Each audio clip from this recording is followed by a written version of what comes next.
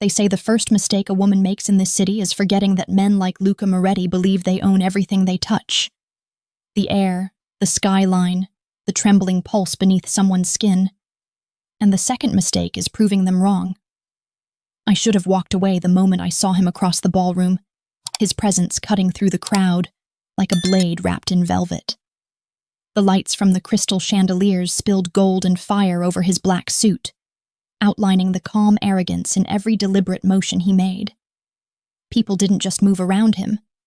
They orbited him, careful not to drift too close, like planets afraid of burning in the sun's gravity. And I, foolishly, thought I could step into that gravity and come out untouched.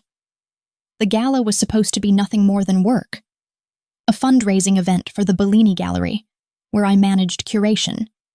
An evening of polite smiles and champagne bubbles and whispered promises of donations.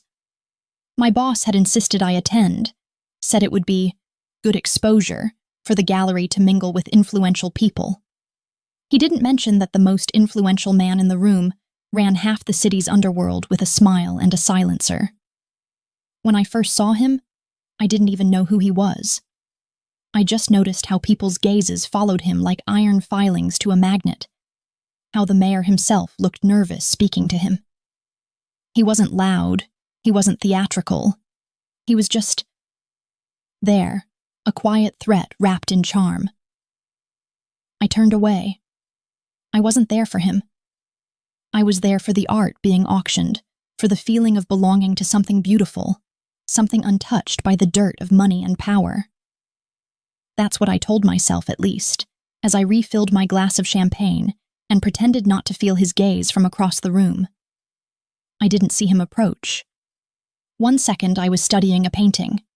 Monet, original, soft blues like dream water, and the next, I felt warmth slide against my back.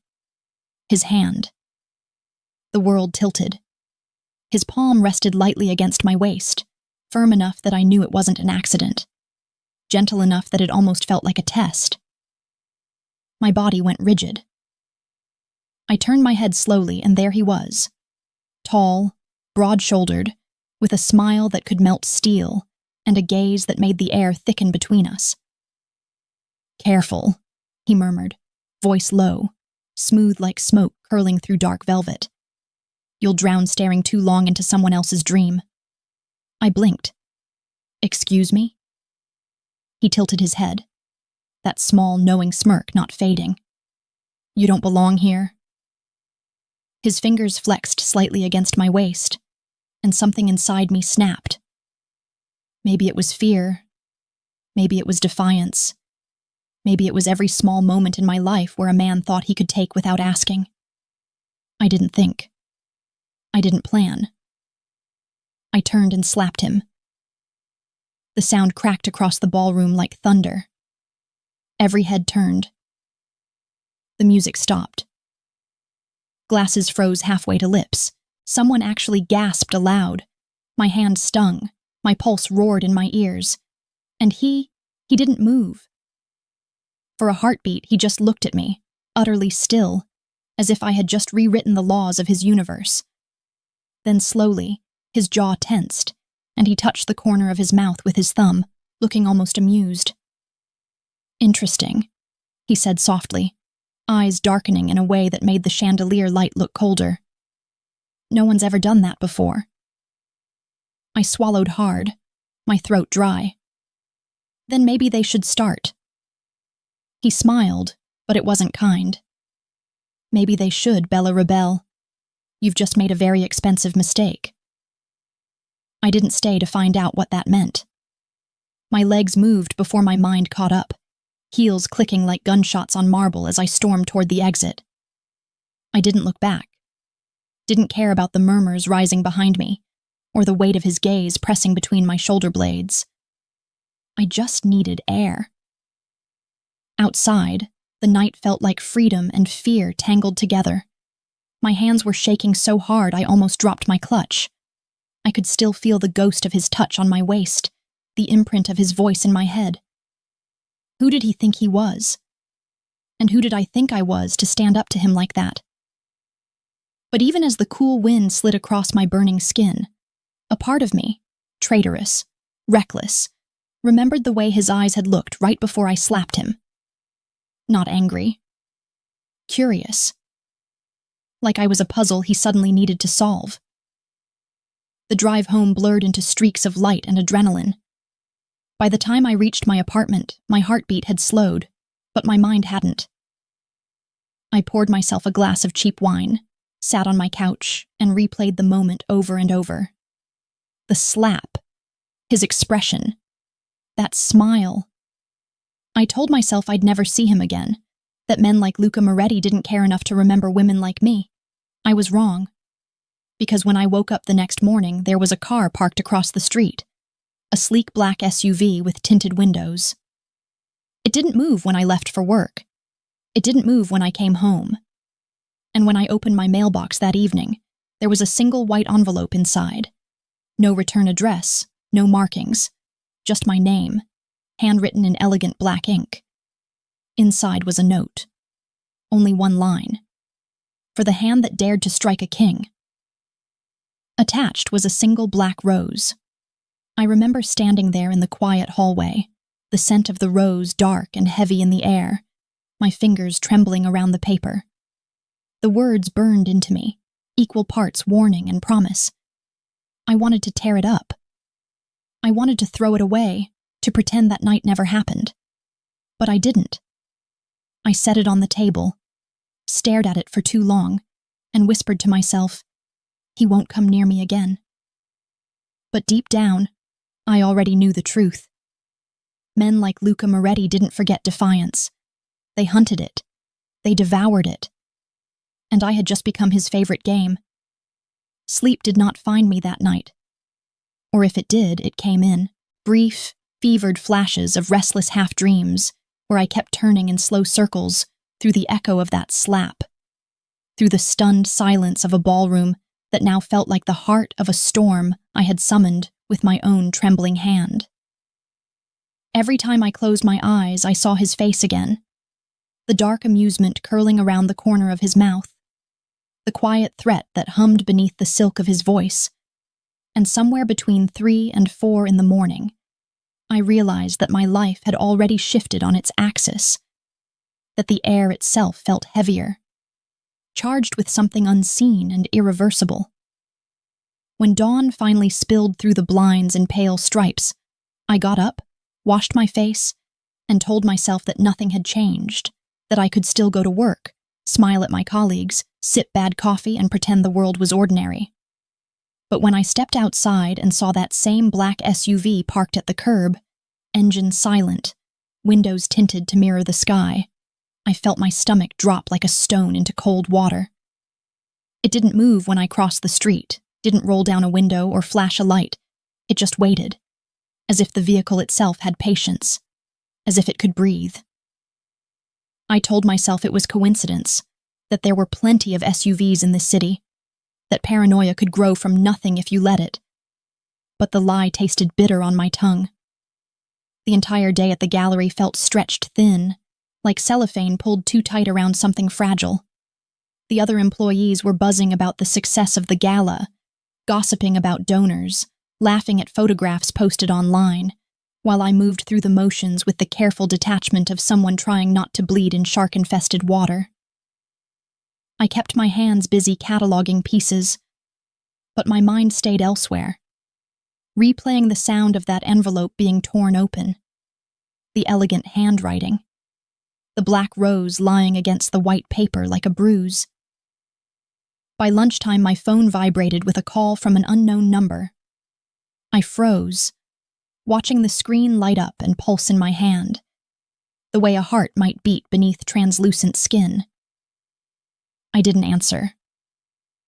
When it rang again, I pressed decline, but my chest kept tightening with the certainty that silence would not protect me. It was close to closing time when I walked back to the storage room to fetch a file, only to find a small parcel sitting on the desk that hadn't been there before. A plain white box. No label, no handwriting, just wrapped in black ribbon tied too perfectly to be casual. For a moment, I simply stared at it. the way you stare at something that feels alive. Then I unwrapped it. Careful, slow, almost reverent in my dread. Inside, nestled in tissue paper, was a single crystal bracelet, delicate and cold, glinting like frost under the fluorescent lights. Attached to it was a card, for the wrist that struck the king. No signature, of course, but it didn't need one. I closed the box, slid it into my bag, and told my manager I wasn't feeling well. He barely looked up from his computer, which was a mercy, because my face must have told every story I was trying to hide. By the time I stepped outside, dusk had painted the city in shades of bruised violet. The SUV was still there. This time the engine purred to life as I approached. My pulse spiked. I didn't run, though every instinct screamed at me to. Instead, I walked steadily past it, counting each step until I reached the next block, where I ducked into a crowded cafe, pressed my back to the wall, and tried to breathe through the thunder in my chest. That night, I couldn't eat. I couldn't think beyond the slow realization that I had attracted the attention of a man whose name made people lower their voices. I knew Luca Moretti now, not just the face from the gala, but the legend whispered about in police corridors and backroom deals, the heir to a dynasty built on blood and silk, the man who could erase someone from the city map without ever raising his voice.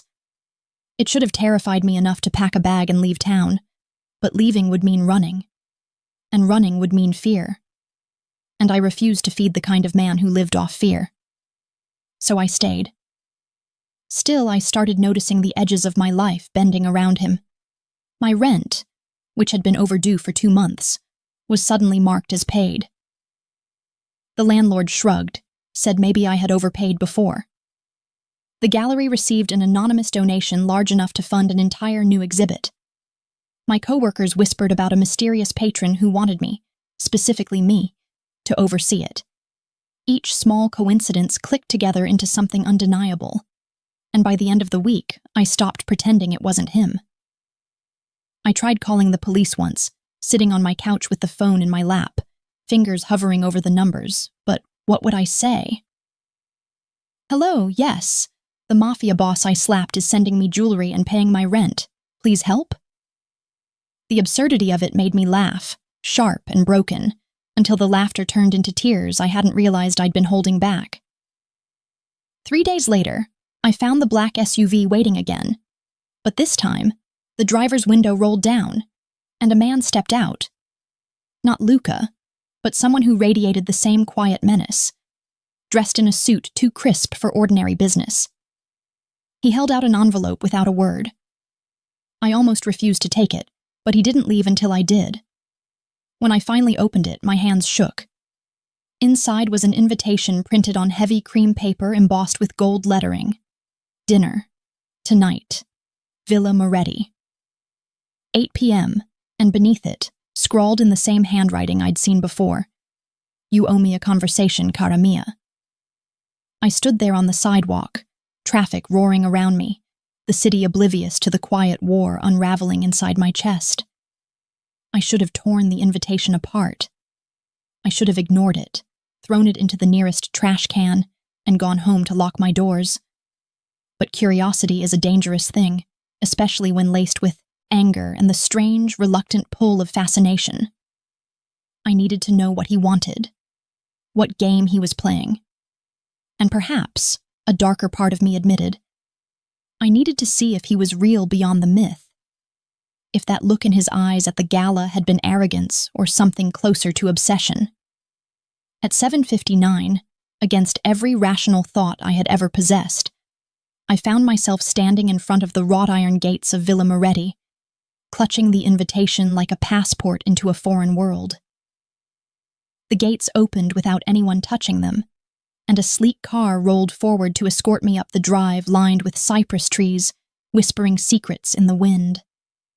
As the mansion came into view, an expanse of marble and shadow, windows glowing like watchful eyes, I felt the weight of my decisions settle over me. Somewhere inside that house waited the man I had slapped in front of the city's elite, the man who could ruin or rescue with the same effortless motion, the man who had decided that I, Amara Rossi, was worth his attention. And as the driver opened the door, as the scent of roses and danger drifted out to meet me, one thought pressed hard against my ribs, relentless and certain. This wasn't an invitation. It was a summons. The gates closed behind me with a sound that seemed to swallow the night. A low metallic hum that vibrated through my bones and made me realize, in one breathless instant, that every step forward was a step into his world. A world with its own rules, its own gravity, its own quiet darkness that drew you in, not with force, but with fascination.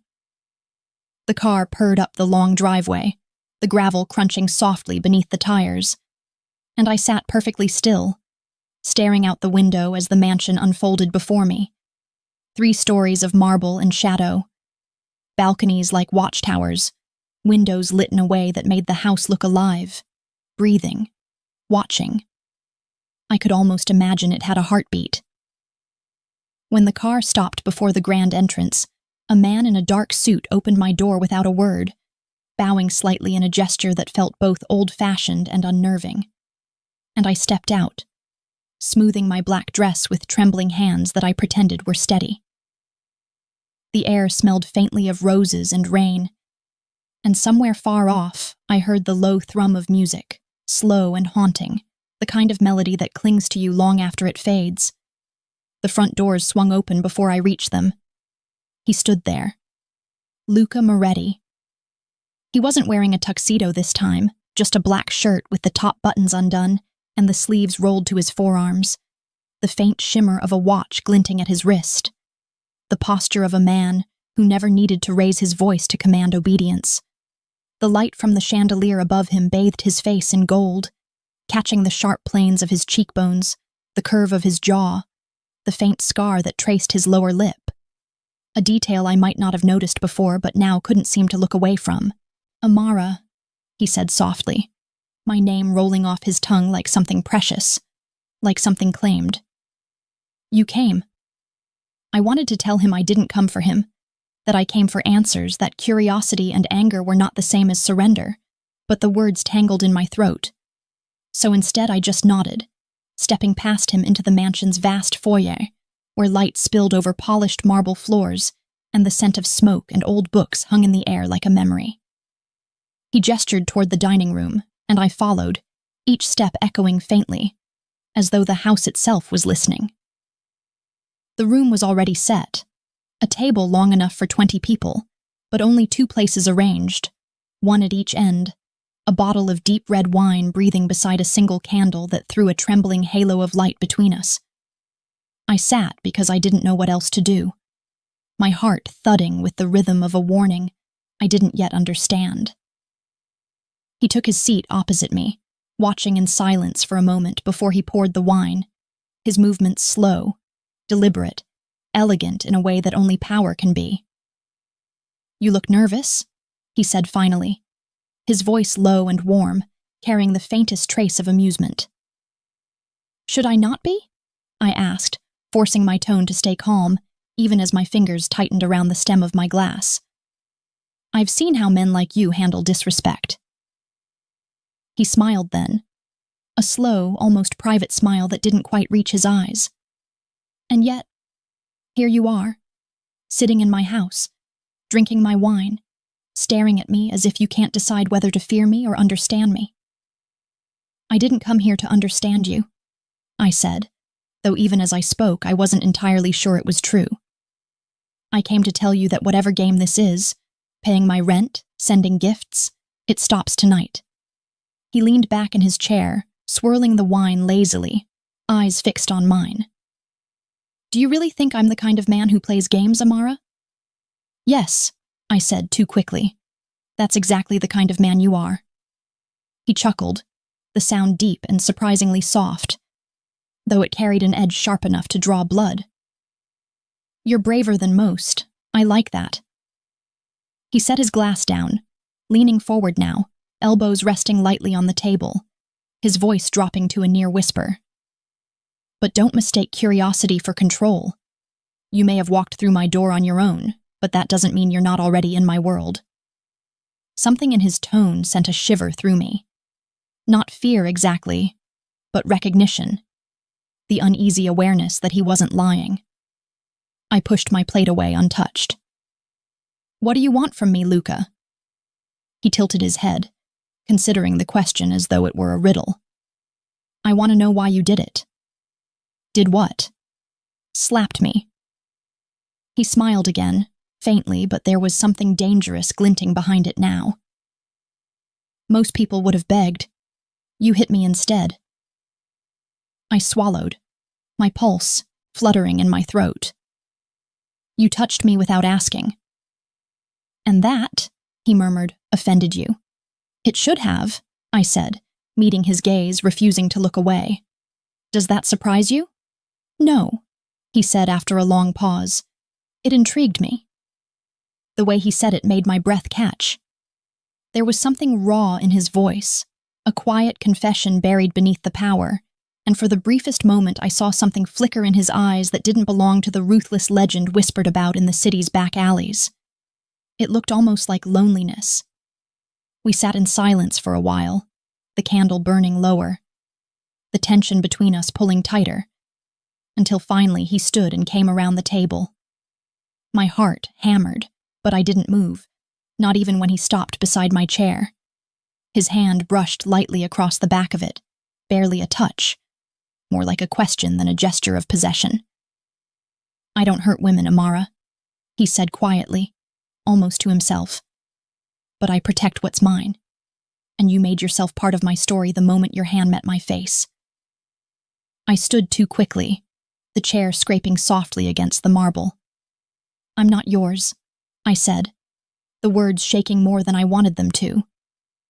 He smiled, and the expression was half sorrow, half promise. "That's what makes this interesting." Before I could reply, a sharp sound echoed from somewhere deeper in the house. A door slamming, hurried footsteps. Then a man in a dark suit appeared in the doorway, his expression tense, eyes flicking between Luca and me. "Boss," he said quietly, "we have a problem." Luca didn't take his eyes off me as he asked, "What kind of problem?" The man hesitated. "Someone followed her here." My breath caught. Luca's gaze sharpened, all warmth draining from his features, replaced by the cold precision of a predator. "Show me." He moved past me in a blur, the softness gone, replaced by the lethal grace I had seen only a glimpse of before. I followed without thinking, my heels clicking against the stone as we descended a corridor, toward a wall of security screens showing the perimeter of the estate. On one of them, a grainy image from a camera near the gate, stood a man in a gray hoodie, face turned just enough for me to see the scar across his jaw. My blood ran cold. I knew that scar. I'd seen it before, years ago, on the man who'd been watching our house the week before my father died. I felt the world tilt. Luca turned to me, his voice low, measured, deadly calm. "Who is he?" I could barely breathe. "I don't know his name," I whispered, "but he was there the night my father was killed." For a heartbeat, silence. Then Luca's eyes hardened into something terrifying and beautiful all at once. "Then he doesn't walk out of here alive." The air inside the security room turned so still it felt as if the world itself had paused to listen. The soft mechanical hum of the monitors, growing louder in the silence that followed Luca's words. And I remember thinking that I had just watched a man transform before my eyes, that the charming, unreadable host from the dining table had vanished, replaced by something far older, far colder, something carved out of the shadows he commanded. He didn't raise his voice or move abruptly, but power radiated off him like heat from stone, quiet and absolute. And for a moment I stood frozen between awe and fear, unable to decide which one held me tighter. The man in the suit, his bodyguard, his shadow, waited for no further instruction, already speaking into an earpiece as two more figures appeared on another monitor, both armed, both moving with the silent precision of men trained to erase rather than confront. I watched, unable to look away, as they slipped into the night beyond the gate, heading toward the intruder. And the helpless thought flickered through my mind that someone was about to die because of me.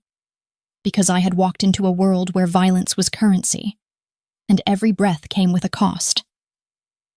Luca stood beside me, eyes fixed on the screen, jaw tight enough to draw blood. "He followed you," he said quietly, as if confirming something to himself. "That means he knows who you are." I swallowed hard. "He's known for years," I whispered, the words tasting like rust. "I used to see him near my street after my father died, watching our house, watching me. Then one day he was gone, and I convinced myself I'd imagined it." He turned to me then, his gaze sharp but not unkind, as though he was studying the exact moment when fear begins to crack and truth spills out. "Your father," he said slowly. "What exactly happened to him, Amara?" The question hit harder than I expected. For years I'd built that night into something distant and dull-edged, a wound I could live with if I didn't touch it. But under Luca's gaze, the memory sharpened, alive again, vivid and cruel. "He was killed in what they said was a robbery," I said, each word scraping my throat. "But nothing was taken, not money, not even the watch on his wrist. The police said it was random. My mother believed them because she needed to. I didn't." Luca's hand brushed against the desk, fingers tightening slightly as if the weight of the information was heavier than it sounded. "And you think that man, the one outside, was involved?" "I don't think," I said, forcing myself to meet his eyes. "I know." He didn't answer, but something dangerous flickered behind his calm expression. A quiet promise that made the hair on my arms rise. Minutes stretched like hours as we watched the cameras, the two men moving through the dark perimeter until they reached the intruder. There was no sound, only images. The faint flash of motion, the struggle, the sudden stillness. One of the guards bent down, checked a pulse, then looked up toward the nearest camera and nodded once. It was over. Just like that. My stomach twisted. I wanted to look away, but I couldn't. The realization hit me in waves, that a man had died because he followed me, that Luca had ordered it as easily as someone might extinguish a candle. He noticed the tremor in my hands and spoke softly, almost gently, though his voice carried that same dark gravity. "Don't waste your pity on men who stalk women for years, Amara. Whatever he wanted from you, it wasn't forgiveness." "It's not pity," I said, though maybe it was, or maybe it was guilt. It's the first time I've watched someone die because of me." He turned fully toward me now, his face lit by the blue glow of the monitors, shadows tracing the sharp lines of his features, and said, "No, it's the first time you've seen someone die for you. There's a difference." I didn't know how to answer that, so I didn't. He stepped closer, and the air between us shifted, heavy with something neither of us wanted to name. The scent of his cologne, wood, smoke, something faintly metallic, wrapped around me. And when he spoke again, his voice dropped lower, quieter, almost intimate. "Come with me," he said. And it wasn't a request. He led me out of the security room, through a series of long corridors lined with art, paintings that looked stolen from time itself, sculptures that glowed faintly under recessed light. The further we walked, the more it felt like descending into the spine of some living creature, every step echoing softly against stone. We stopped at a heavy oak door that he opened without hesitation, revealing a study that looked less like a room and more like a sanctuary for the damned. Shelves filled with old books, a grand piano in the corner, and on the wall above the fireplace, a single painting that drew my eyes immediately. It was a portrait of a young man, Luca, unmistakably, but younger, softer around the edges, wearing a white shirt streaked with crimson. And behind him stood another figure, a man with colder eyes and the same jawline, resting a hand on Luca's shoulder. That's my brother, Luca said quietly, following my gaze. Alessio.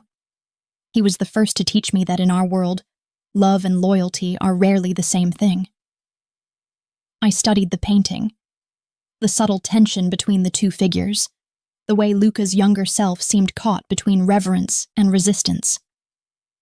What happened to him? I asked. Luca's eyes darkened. He forgot which one mattered more. He moved toward the piano, brushing his fingers along the keys without pressing them, his posture loosening slightly, though the tension in the air remained unbroken. When I was 16, my brother ran the business. I thought he was untouchable, invincible. Then he ordered something I could never forgive. He ordered a death he had no right to. Your father's name wasn't unfamiliar to me even then. My breath caught. You mean... He looked up, meeting my eyes, and for the first time I saw something raw and unguarded flicker there, a confession buried beneath years of silence. Your father was one of our accountants, honest, loyal, smarter than most. Alessio believed he'd betrayed us, that he'd taken something that wasn't his. I didn't believe it. But in this family, belief isn't power. Proof is, and by the time I found the truth, it was too late. The room tilted. It felt like the floor had dropped away beneath me, leaving only the hollow sound of blood rushing in my ears. I gripped the edge of the desk to steady myself. You're saying your family killed my father. I'm saying my brother did, he said, voice quiet but firm, and that I've been trying to erase the debt ever since. I stared at him, unable to decide whether to scream, cry, or run. Every instinct screamed that this was the moment to leave, to put distance between myself and the man whose name had haunted my nightmares in ways I hadn't even understood. But the look on his face stopped me. The quiet, haunted expression of someone who had carried guilt like armor for too long. I don't know whether to hate you or thank you, I whispered. Then do neither, he said softly. Just stay long enough to understand which one you should choose.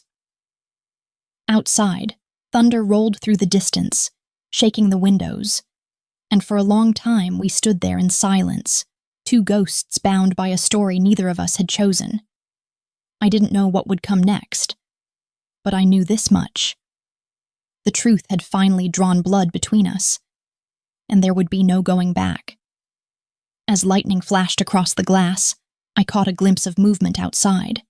Just a shadow, quick and deliberate, near the tree line. Luca saw it too, his jaw clenched. They're not finished, he murmured, more to himself than to me. Whoever sent that man tonight, they'll come again. He turned to me then, his expression sharp, his voice low and dangerous. And now that they know who you are, they'll come for you first. The storm outside had turned the night into something alive, something restless and unrestrained. The wind rattling the windows as if the sky itself was warning me to run. But I stood there, unable to move, caught between the echo of Luca's words and the reality pressing in from every direction, the knowledge that danger was no longer an idea whispered in the dark. It had found me, and it had a face, and it was coming closer. The room felt smaller suddenly, the walls breathing with the rhythm of the storm, shadows stretching and collapsing across the bookshelves, and for a long, suspended moment neither of us spoke. Luca stood by the window, his reflection fractured by lightning, his expression unreadable, though I could sense the calculations moving behind his eyes, the way his mind worked like a blade, cold, precise, searching for every possible outcome. Finally, he turned to me, his voice calm in the way that made it more frightening. You can't go home, Amara. I blinked, disoriented by the simplicity of the statement. What do you mean I can't go home? I have to, my mother, my work. He shook his head once, the gesture firm enough to silence me. If they were watching you, they already know where you live. If my enemies think you matter to me, and they will, they'll use that. You step outside this house now, you paint a target on your back. Anger flared through the fear like sparks through dry grass. I don't matter to you, I said sharply, though even as the words left my mouth, I wasn't sure I believed them. I was a stranger who slapped you at a party. That's it. You don't get to decide where I go or who I see. He smiled then, not with amusement, but with that maddening calm that came from absolute certainty, the kind of confidence only men like him could wear like a tailored suit. You're in my house, Bella Rebel. The moment you stepped through those gates, you stepped into my rules. Something in his tone, the quiet ownership, the faint trace of something that sounded like protection disguised as control, made my pulse stumble. I wanted to fight it, to remind him that I wasn't a pawn in his world of shadows and blood. But another flash of lightning cut across the window, revealing movement again outside. A fleeting shape. Too far to see clearly, but close enough that every instinct screamed danger. Luca's expression darkened. They're testing the perimeter, he said, almost to himself. They want to see how far they can push. He turned to his guards, who had appeared silently at the doorway, and gave an order so low I could barely hear it. They disappeared like smoke, and when he faced me again, his voice softened but didn't lose its edge. You'll stay here tonight.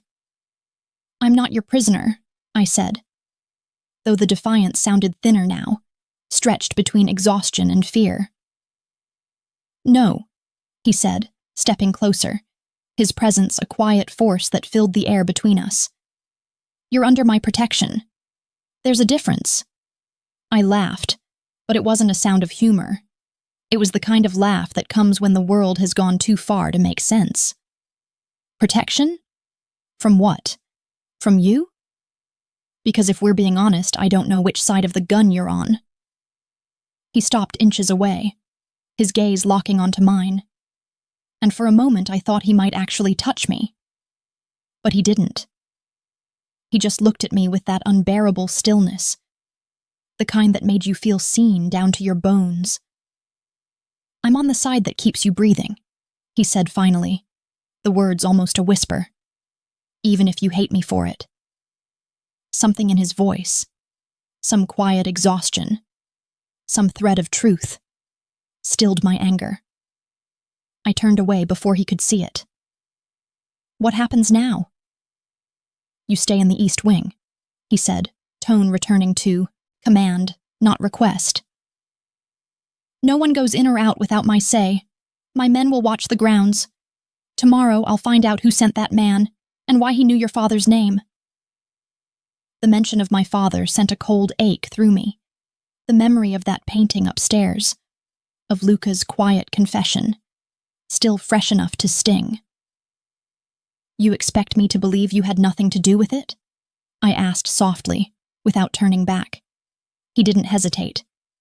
You don't have to believe me yet. You just have to stay alive long enough to find out the truth. The storm howled outside, thunder rolling like a threat, and I thought of the irony. How safety could sound so much like captivity. How the walls that kept you alive could also keep you trapped. He led me through a corridor that seemed to stretch forever. The lights dimmed to a soft amber glow. The silence between us thick, but not empty. When we reached the East Wing, he opened a door to a guest room that looked nothing like the rest of the mansion. Warm, filled with old paintings and books stacked on the nightstand, a fire already burning in the hearth. I had it prepared, he said, as if that were normal, as if he somehow knew I would stay even before I did. If you need anything, ask Matteo.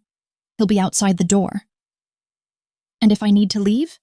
I asked, crossing my arms. He smiled faintly, but there was no humor in it. Then you'll have to get past me first. He turned to leave, but something made him stop in the doorway. For a heartbeat, neither of us spoke. Then in a quieter tone, he said, Amara, when I said you're under my protection, it wasn't a line. The people who killed your father, they weren't done with him. and whatever they wanted then, they think you have now." My heart stopped for a second. "Have what?" He looked at me, the firelight catching the faint scar on his lip. "Something he took from them. Something worth killing for." The door closed softly behind him, leaving me with the crackle of the fire and a mind spinning too fast to catch. I sat on the edge of the bed, staring into the flames, the shadows dancing along the walls like whispers, and the weight of his words settled over me slowly. The pieces of a puzzle I hadn't even known existed beginning to align in terrible, uncertain ways. If my father had taken something from them, and if Luca's family had ordered his death, then I was standing inside the house of the very man whose name had been written in the margins of every nightmare of my childhood. And yet, as much as I wanted to believe he was my enemy, the way he had looked at me, the way his voice had softened when he said my name, told a story that didn't fit cleanly into hate. I didn't sleep that night. I lay awake listening to the rain against the windows, the faint footsteps in the hall, the rhythm of a world that no longer belonged to me. At some point, exhaustion dragged my eyes closed, but my dreams were restless, filled with the echo of Luca's voice, the shadow of my father's face, and the cold certainty that I was standing on the edge of something vast and dangerous.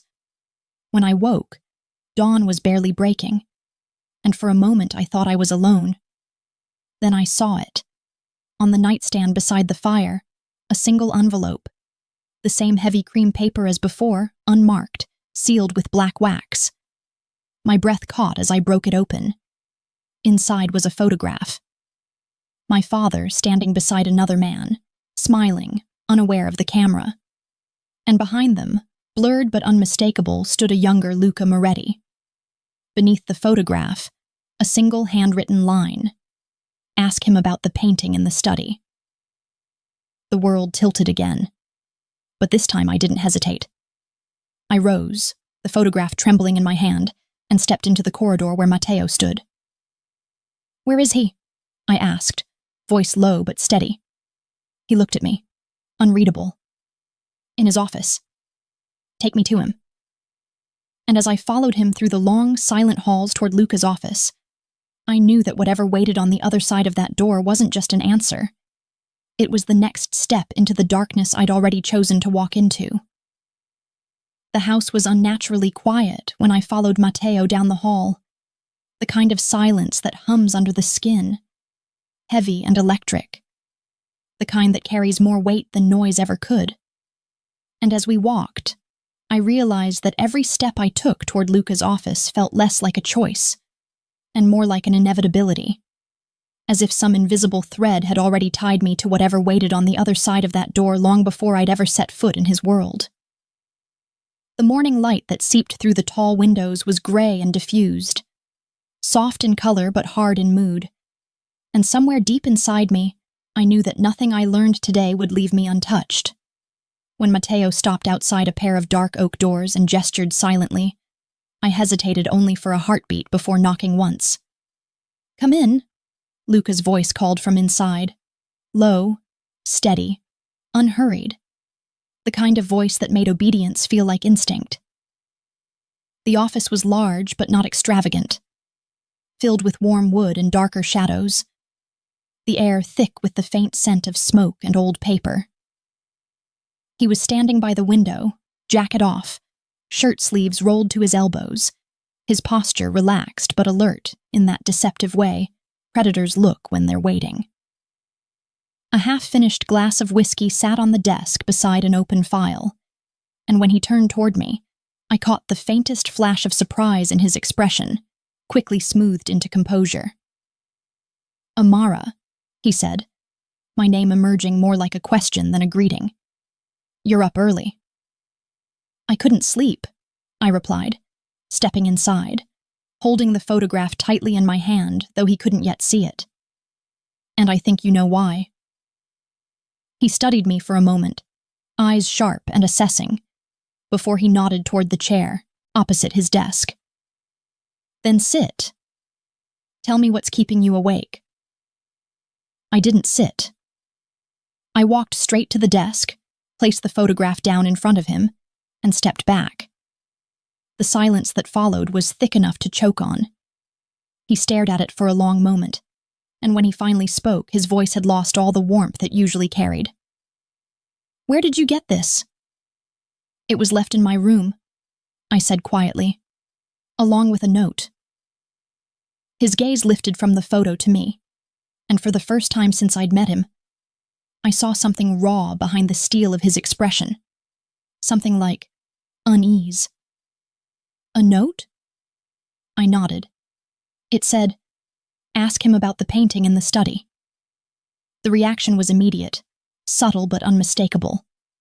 The faint tightening of his jaw, the slow exhale through his nose, the momentary stillness that said more than words ever could.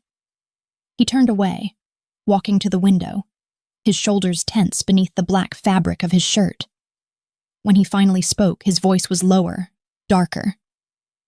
"That painting," he said slowly, "wasn't meant to stay in this house." I waited, pulse thudding, but he didn't continue, so I forced the question out. "Why? What does it have to do with my father?" Luca didn't answer right away. Instead, he reached for the glass of whiskey, took a slow sip, then set it down with deliberate care, as if buying himself seconds to decide what kind of truth I was ready for. When he finally turned back toward me, the look in his eyes was sharp enough to cut. "Your father didn't just work for us," he said at last. "He was helping us move money through legitimate channels, turning dirty cash clean, like many men before him. But what I didn't know, what my brother kept from me, was that your father found something he wasn't supposed to, something buried in our ledgers that tied Alessio to a much larger organization, one that didn't answer to our family at all. When your father threatened to expose it, Alessio ordered his death. That painting—" He paused, and his voice dropped even lower, almost a whisper. "That painting is the ledger." For a moment, I thought I'd misheard him. "The painting is what?" He walked to the shelf, pulled down a leather-bound folder, and flipped it open to a photograph of the same portrait that hung in his study. The artist was one of ours, a man who owed my family everything. Alessio had him hide coded information in the brushstrokes, names, transactions, shipments. A masterpiece, yes, but also a confession written in oil and pigment. Your father discovered it. And when he tried to send it to the authorities, he vanished.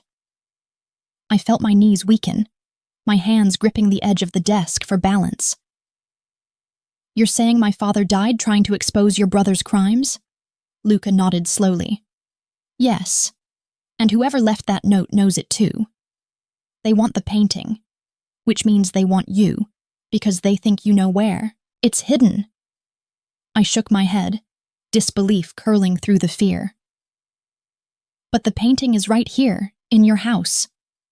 He gave a small, mirthless smile. "No, amore. The one in my study is a replica. The original disappeared the night your father died." The words landed like a blow. I stepped back, the edges of the room blurring slightly as my mind tried to catch up to the enormity of what he'd just said. "Then who has it?" "I thought your father destroyed it," he said quietly. "But now I'm not sure. And if the people behind Alessio's operation think it still exists, they'll tear the city apart to find it." The silence that followed was filled only by the ticking of the clock on the wall and the faint rustle of the rain against the glass. It was a strange, fragile sound, the kind that made you realize how quickly peace could fracture. Finally, I found my voice again, though it came out low and unsteady. "So that's why they followed me. They think I know something I don't." Luca nodded. "And now that they know you're under my roof, they'll come harder." He moved closer, and before I could react, he reached out, gently touching my wrist, the warmth of his skin grounding me in a way that startled me.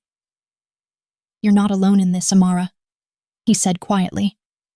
"I started this war, but I'll end it before it reaches you."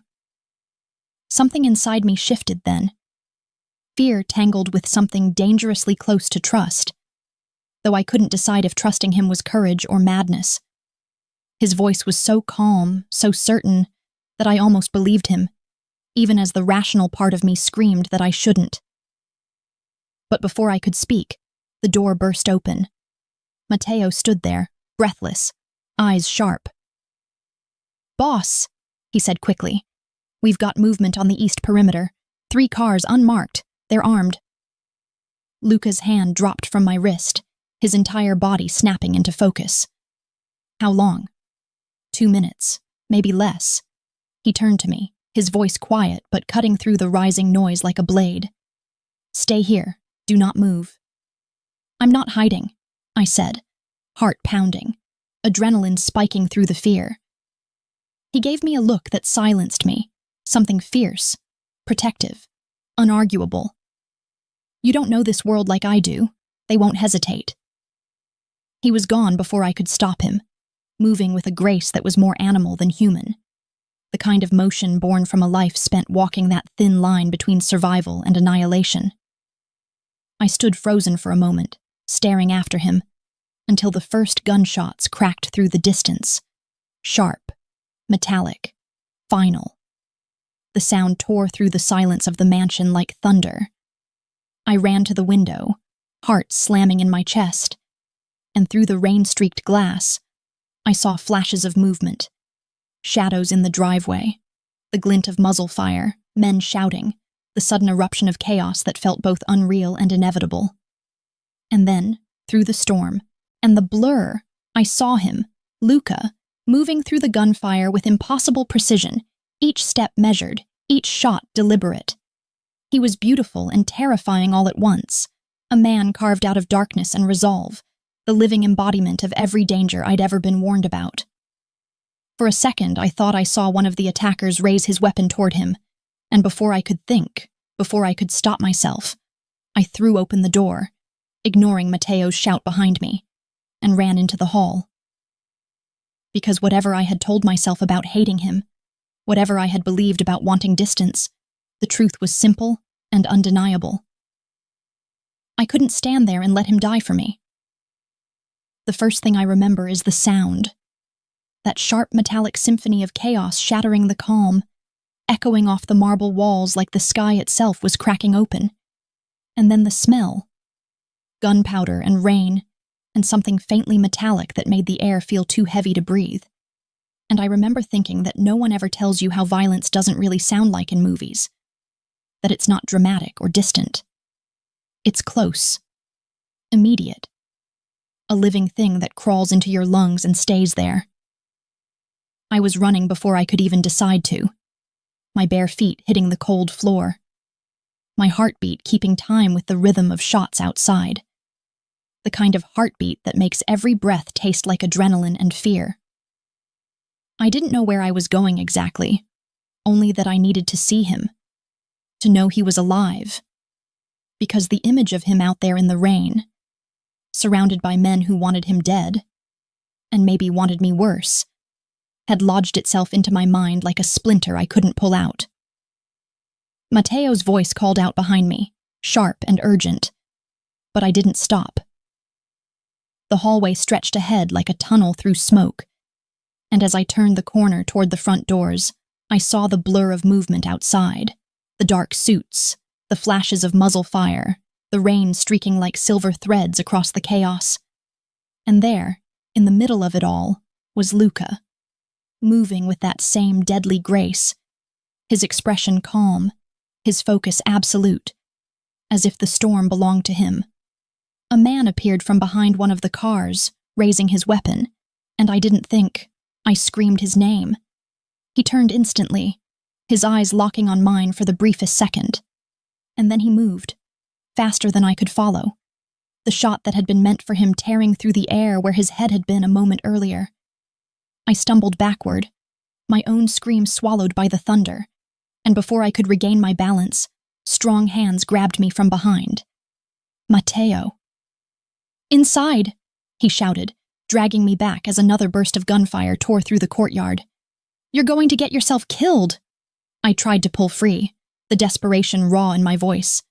"I can't just stand here." "You can and you will," he growled, shoving me into the shadow of the doorway, positioning himself between me and the open chaos beyond. You don't help him by dying." The words hit harder than I expected. I stopped struggling, breath trembling, the sound of the rain and gunfire merging into a single roar that seemed to fill every space inside me. Through the open door, I could still see Luca, his black shirt soaked through, his movements precise and relentless, the flashes of light revealing his face in fragments, determined, furious, alive. And then, as suddenly as it began, the noise started to fade. One final shot rang out, followed by silence so absolute it felt deafening. The rain kept falling, steady and endless, washing over the courtyard like it was trying to erase what had just happened. When Matteo finally lowered his weapon and muttered something into the small radio clipped to his vest, I slipped past him and stepped outside before he could stop me again. The sight hit me like a blow. Bodies lay scattered across the gravel drive, dark shapes against the pale stone, the rain already pooling crimson around them. The air smelled like smoke and iron and something older, something primal. Luca stood near the fountain, his shoulders rising and falling with slow, measured breaths, his gun hanging loose in his hand. For a moment, he didn't move at all. He just stared down at the ground, rain dripping from his hair, his shirt clinging to him, the faint shimmer of blood along his arm catching the lightning. "Luca," I whispered, the name barely reaching him. He turned then, and when he saw me, something flickered in his expression. Relief, anger, something fierce and unguarded all at once. He crossed the distance between us in long strides, his hand reaching up to cup the back of my neck before I could even breathe, his voice low and shaking not from weakness but from restraint. "I told you to stay inside." "I couldn't," I said, the words spilling out too fast, too desperate. "I saw him aim at you." His hand tightened slightly, not in anger but in something closer to disbelief. "You screamed," he said, his voice softer now, rough around the edges. "You shouldn't have been there." "I didn't think," I whispered, my chest heaving, the rain washing down my face.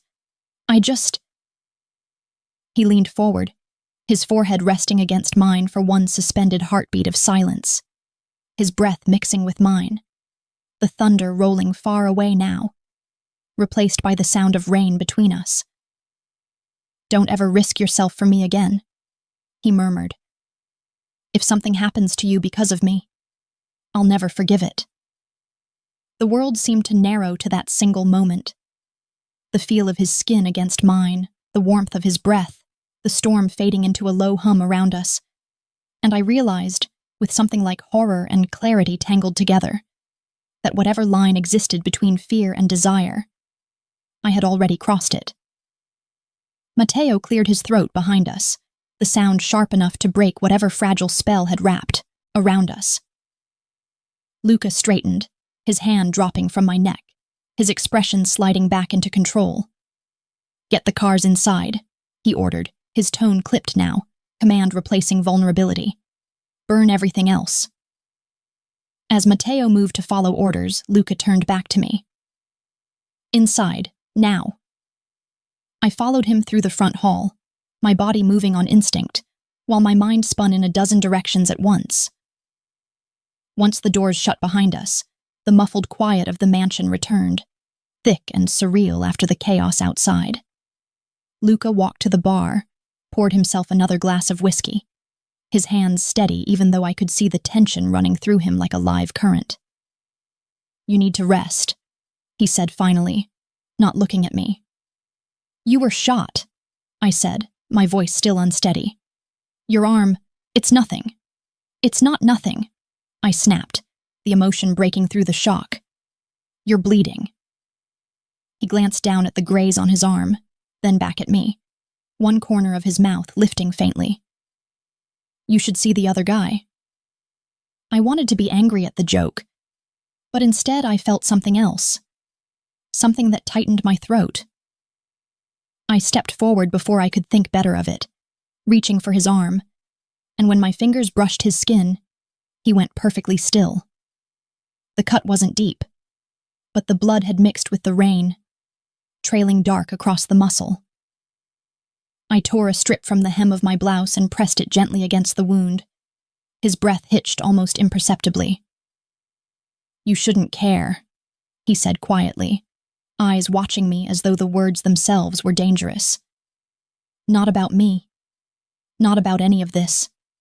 Maybe I shouldn't," I said, my voice soft but steady. "But I do." He looked at me for a long moment then, as if weighing something unseen, something he couldn't name. When he finally spoke, his voice had changed, softer but heavier. "You don't know what you're saying, Amara. People like me, people born into this, we destroy everything we touch." "Then maybe," I said, meeting his gaze, "you should learn how not to." The silence that followed was long and sharp and full of things neither of us could admit. And then Matteo appeared again, his face grim. "Boss, we found something," he said, holding up a black leather wallet. One of the men had this. Luca took it, flipping it open, his expression darkening as he read whatever was inside. "Of course," he murmured, more to himself than to us. "What is it?" I asked. He looked up, and for the first time I saw something like fear in his eyes, not for himself, but for me. "It's a calling card," he said slowly. "They're not just after the painting anymore. They're after you." I froze. "Me? Why?" He set the wallet down, his voice turning to steel. "Because they think you know where the real ledger is, and they're willing to kill everyone in this house until they get it." The thunder rolled again, distant but unrelenting. And in that moment I realized that whatever had started with one impulsive slap at a gala had become something else entirely. A war written in blood and secrets, a war that now had my name on it. And somewhere deep inside, beneath the fear and exhaustion and confusion, another truth began to bloom like a warning. I wasn't sure I wanted to stop it. The hours after the attack passed in a haze that didn't feel real, as though time itself had fractured into something slow and fragile, and every sound, the creak of the old house settling, the soft hum of rain still clinging to the windows, the faint rustle of men cleaning up the aftermath outside, became magnified, like the world was holding its breath and waiting for what came next. I sat in the corner of Luca's study, my knees drawn close, the fire casting unsteady light across the walls, and I thought about how everything in my life had been simple once, routine, predictable, almost painfully ordinary, and how now that simplicity seemed like a dream belonging to someone else entirely, someone who had never seen blood on marble or heard gunfire echo through rain. Luca hadn't spoken much since the courtyard, hadn't explained what would happen next or who the people behind the attack truly were, but I could sense it in him. The way he moved through the room, like a man pacing the edges of a cage. The way his voice, when he finally did speak, carried that quiet weight that comes from too many losses and not enough sleep. He was sitting by the desk, the black wallet still open in front of him, the faint light catching the sharp angle of his jaw, and when he looked up, I could tell that whatever he was about to say would change something fundamental between us. "They'll come again," he said softly, not as a threat, but as a promise, his tone steady in that way that made fear feel almost rational. "And next time they won't stop at the gates. They'll come through the walls, through the people we trust. They'll come for you, Amara, because they think you're the key to something worth more than any of our lives." I swallowed hard, the weight of his words settling in my chest like a stone. "But I'm not," I said, my voice shaking in spite of my effort to keep it steady. "I don't know anything, Luca. I didn't even know who you really were a week ago. How can I possibly be worth killing for?" He stood then, running a hand through his hair, his movements restless, the tension radiating from him in quiet waves. "You underestimate yourself," he said, turning toward the fire. "You're your father's daughter. whether you realize it or not. You've been part of this longer than you think." The mention of my father made my throat tighten. "Don't do that," I whispered. "Don't talk about him like you knew him." "I did know him," he said, his voice low, almost regretful. "Not well, not long enough, but I knew him. He used to bring you to the docks when you were little. You'd sit on the pier with a sketchbook while he worked. You don't remember me, but I remember you." His words struck me with a force I didn't expect. A memory flickered. Water lapping against wood, the smell of sea salt and engine oil. A man laughing somewhere behind me, another voice quieter, deeper. A memory that had never belonged to any name until now. I stared at him. "That was you?" He nodded once, his expression unreadable. "You drew me once. Do you remember that?" The room seemed to tilt. "No," I whispered. No, I don't." "You gave me the drawing," he said softly, a ghost of a smile passing across his face before vanishing again. "It was awful. But you told me I looked sad." "You were right." For a moment, I didn't know what to say. There was something unbearably human about the way he said it. Something that stripped away the armor he always wore. "Why are you telling me this now?" I asked finally. "Because," he said, turning toward me, "I want you to understand that I didn't come into your life by accident. I didn't send those men who killed your father, but I spent years cleaning up the blood they spilled. And when you walked into that ballroom, when you slapped me, I thought it was irony, fate, maybe punishment.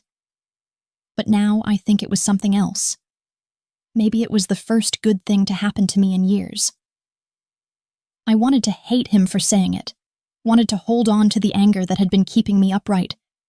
But the way he looked at me, like he was confessing a sin he'd carried too long, made that impossible. The fire crackled between us, filling the silence that followed, and I realized I was trembling. Not from fear this time, but from the weight of everything I didn't know how to feel. "Luca," I said finally, "if what you're saying is true, if they think I have something they want, then we need to go to the police, or leave, or—" He cut me off with a quiet shake of his head. "You still don't understand. The police can't help you. Half of them are already on the payroll of the men who want that painting. There's nowhere to run they won't find. The only safety you have is here." "In your house," I said, bitterness creeping into my voice. "Under your rules." He didn't deny it. "Yes, under my rules, because my rules keep you alive." The room went still again, the words hanging between us like a challenge neither of us wanted to face. I could feel the anger rising inside me, tangled with something that wasn't anger at all, something warmer, sharper, more dangerous. "You think you can control everything," I said quietly. "Everyone bends to your will, and you think that makes you safe. But it doesn't. It just makes you alone." His expression didn't change, but his eyes did. Something in them flickered, like a flame catching on glass. "And what would you know about that, amore mio?" "I know what it looks like," I said, meeting his gaze. "I've seen it in the mirror every day since my father died." He stepped closer, and though the distance between us was still wide enough to breathe, it felt like there was no air left at all. "You shouldn't speak to me that way," he murmured, his tone soft but dangerous. "Why not?" I whispered back. "Because you're afraid I'm right?" He exhaled slowly, his hand rising as if to touch me but stopping just short, his fingers hovering near my face without contact, his voice barely more than a breath. "Because if you keep looking at me like that, I won't stop." The confession hung in the air like a spark suspended over gasoline. I should have stepped back. I should have reminded myself who he was, what he'd done, what kind of man I was standing in front of. But instead, I found myself leaning closer, drawn in by the same force that had terrified me since the moment we met. The pull of something I didn't understand but couldn't resist. And then, before either of us could decide against it, he kissed me. It wasn't gentle. It wasn't careful. It was everything that had been building between us since the slap. Every argument, every glance, every unspoken word turned into heat and motion and hunger. His hand slid into my hair, his mouth hard against mine. And for one blinding moment, there was nothing else. No past, no danger, no war waiting outside.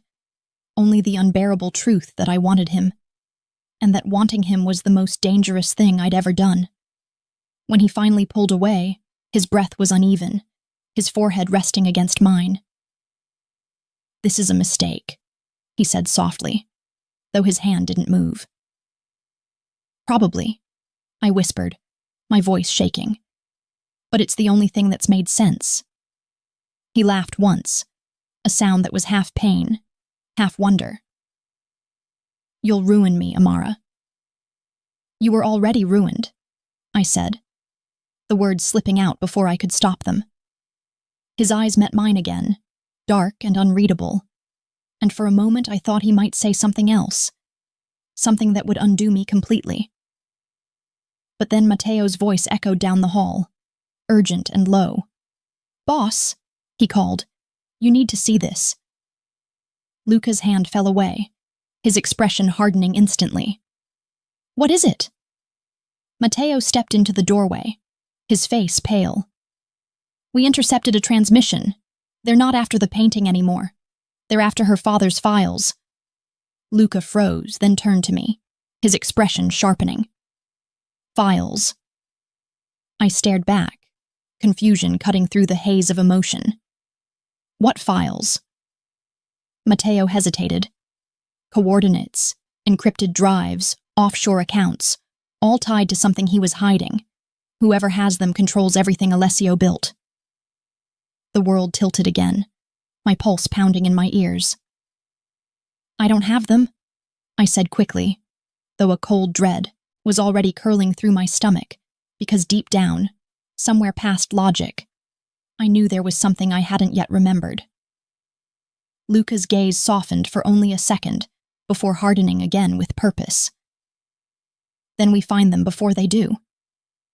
He turned to Matteo, already moving toward the door. "Prepare the cars. We're leaving tonight."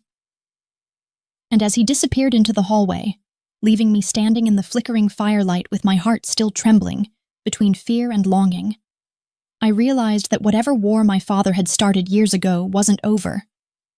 It was only just beginning, and I was the weapon everyone was fighting to claim. The night we left the villa felt like stepping into the hollow of a storm, that strange quiet that comes not from peace but from the brief pause before everything falls apart. And though Luca moved through the darkness with the precision of a man who had lived too long with danger, I couldn't stop the pulse of dread that pounded through me with every heartbeat. A low, relentless rhythm that whispered that this was not escape. This was acceleration, and that whatever lay ahead would demand something from me I wasn't ready to give. The rain had stopped, but the sky was still heavy, the moon a dull bruise behind clouds. And as we drove down the winding mountain road in one of Luca's black sedans, I watched the reflection of passing headlights smear across the window like streaks of gold and white, each one gone before I could catch it, like the fragments of the life I'd left behind. Matteo sat in the passenger seat, quiet and alert, his hand near the weapon at his side, while Luca drove, his focus absolute, his knuckles pale against the wheel. I wanted to speak, to ask where we were going, what he planned to do. But something in his silence made me hesitate, because it wasn't the silence of indifference. It was the silence of a man holding the world together by sheer will. When I finally found my voice, it came out softer than I intended. "Where are we going?" Luca didn't take his eyes off the road. "To your father's old apartment," he said, each word clipped, deliberate.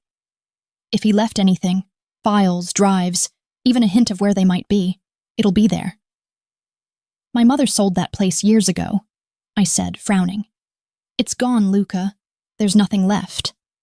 He glanced at me in the mirror, his expression unreadable. "Places remember what people forget," he said. "Walls hold secrets better than hearts do." The words lingered in the air, strange and true, and for a moment I felt that he wasn't just talking about my father's apartment anymore. The city came into view just before dawn, a sprawl of light and shadow stretching across the horizon, the streets slick from earlier rain. It was a city I had grown up in, loved and resented in equal measure, and yet tonight it looked different.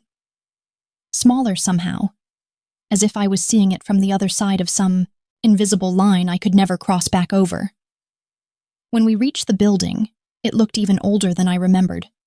A cracked facade, a rusted gate, the faint smell of damp concrete and ghosts.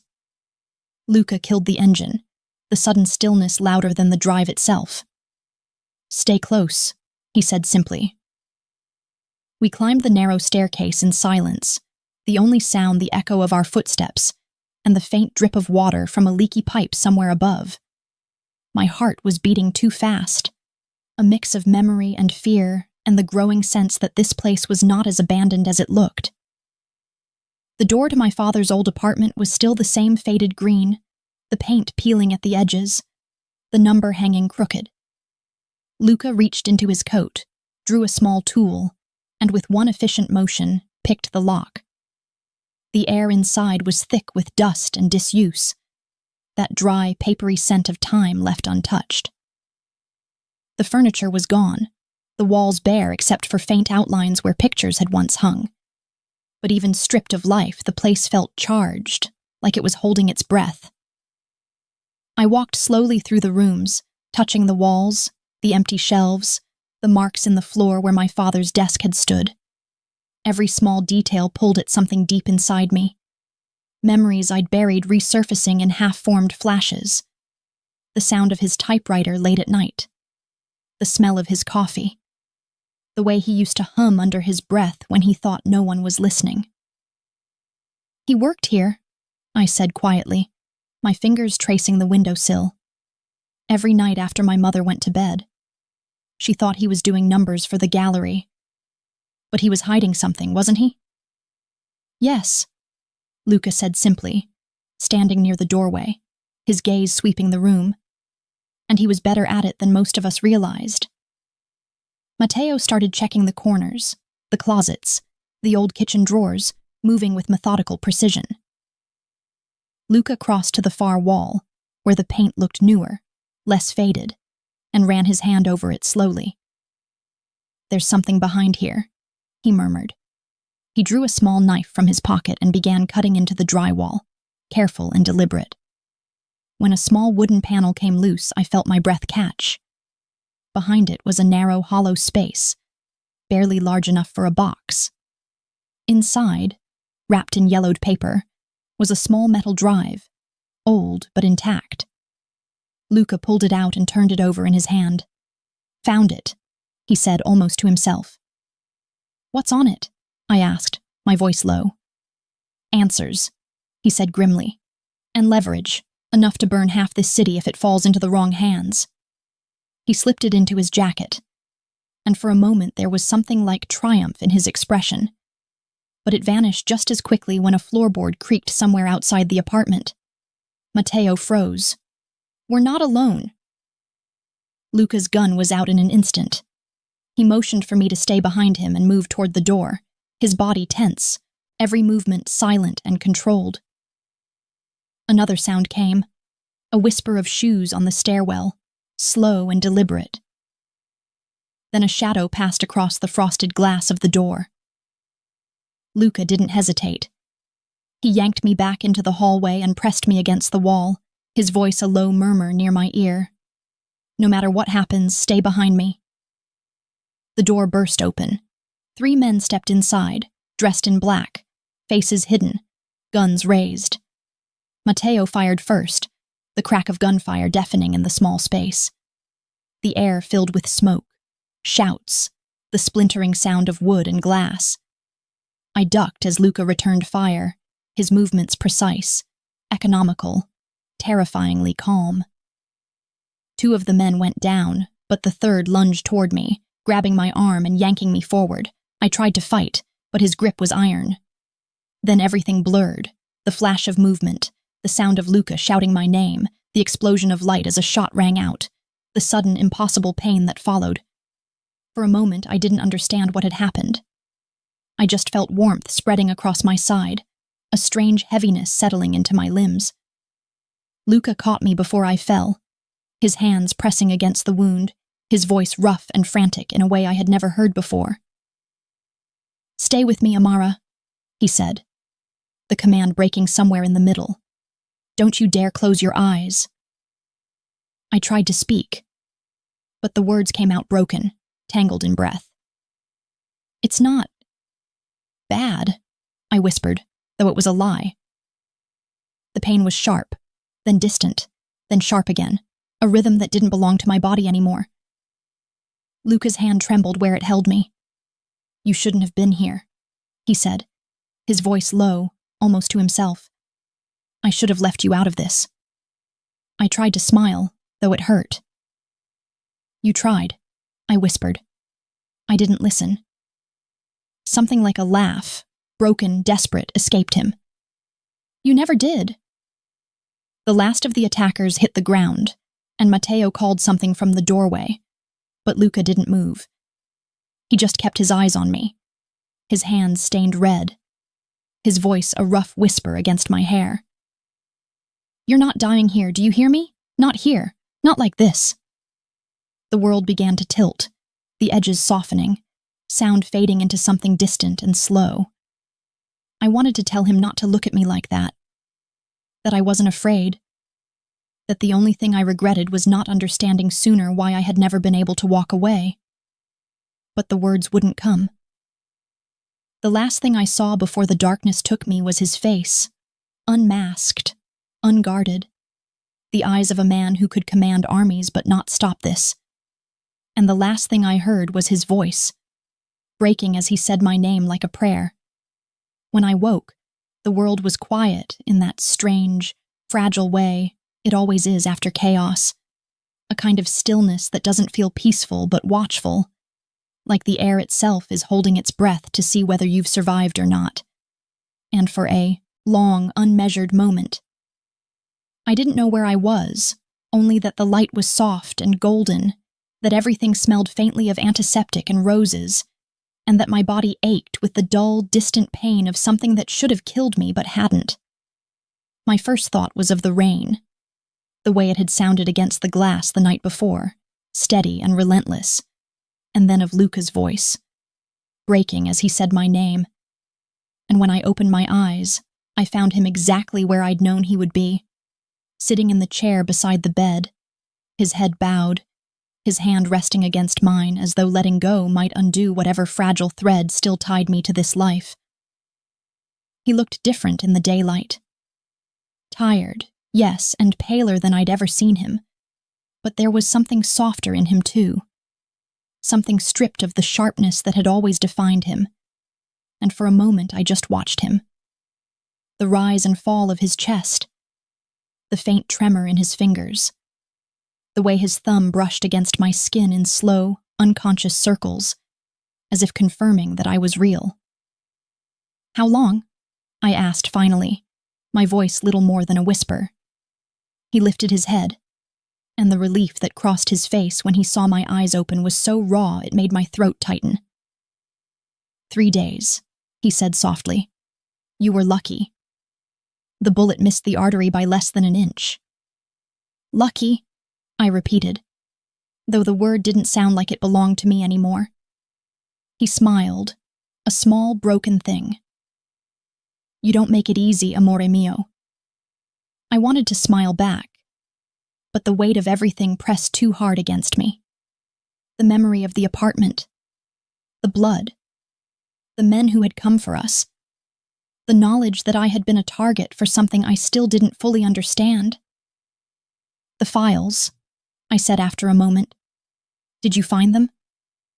He hesitated, then nodded. "Matteo decrypted the drive.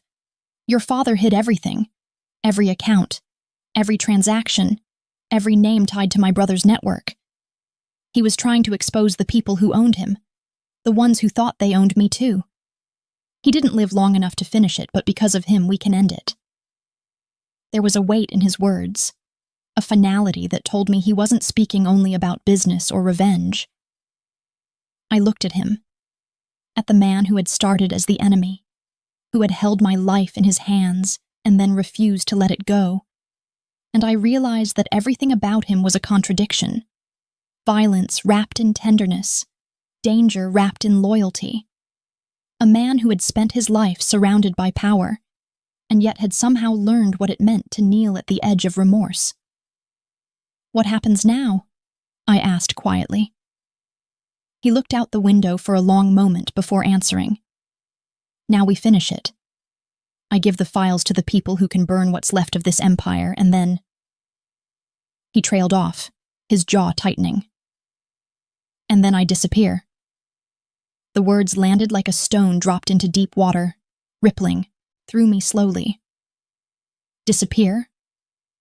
He met my gaze, his voice steady but low. "I've spent my life cleaning up my brother's sins. Every man I've killed, every deal I've made, every life I've ruined, it all leads back to this.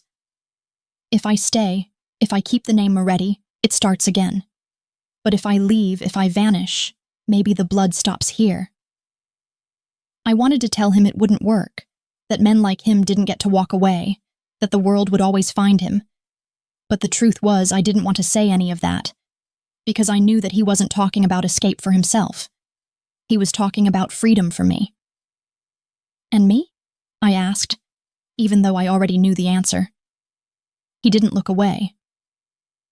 "You go back to your life, Amara, the gallery, the quiet, the things that existed before me. You forget this ever happened." "I can't," I said, the word escaping before I could stop it. "You know I can't." He stood then, his hand still holding mine, his eyes dark and unguarded in a way that made my chest ache. "You will," he said softly. "You have to. Because if you stay in this world, it will destroy you. It's already tried." I wanted to argue, to tell him that he was wrong, that I had already chosen, that I'd made my decision the moment I ran into the rain after him, but my body was still too weak, and my voice trembled with the kind of truth that has nowhere left to hide. "You think you get to decide for both of us," I whispered, "but you don't." He smiled, and it was the saddest smile I'd ever seen. "I decided the moment you slapped me," he said quietly. "You think that moment belonged to you, but it didn't. It was mine. You hit me, and the world I'd built around myself cracked. You made me remember what it feels like to bleed for something that isn't power." He leaned down then, and his lips brushed my forehead. Gentle, reverent, final. "You saved me, Amara," he whispered. "Now let me save you." And then he was gone. I don't know how long I sat there after the door closed. The sunlight shifted across the floor. The steady hum of the machines around me faded into background noise, and somewhere deep inside, I realized that the pain in my chest wasn't just from the wound, it was from absence, from the space he left behind. Days passed. The doctors said I was healing well. Matteo came once, silent and unreadable, to tell me Luca had kept his word. The files were released to the authorities, the names exposed, the network dismantled piece by piece. Some of the men were arrested. Others vanished into the same shadows they'd built their lives in. But Luca Moretti was gone. No trace, no message, no goodbye beyond the one he'd already given me. When I was strong enough to leave, I went back to the gallery. It was strange, stepping into that space of light and art and calm, knowing what I knew now. The world kept spinning. People smiled. Paintings sold. And no one knew how. Close everything had come to collapsing. And yet, some nights, when the city went quiet and the lights dimmed, I would think about him. The man who had taken everything I thought I knew about danger and turned it into devotion. The man who had lived in shadow but taught me what light really cost.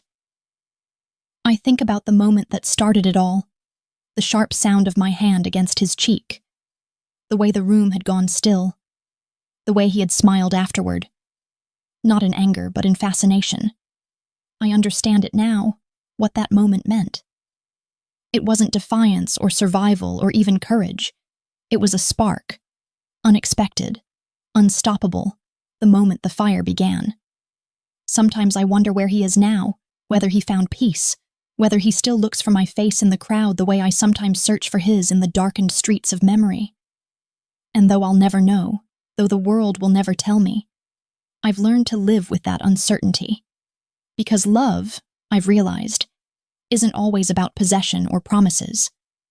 Sometimes it's about ruin and rebirth, about the way two people can meet in violence and part in grace.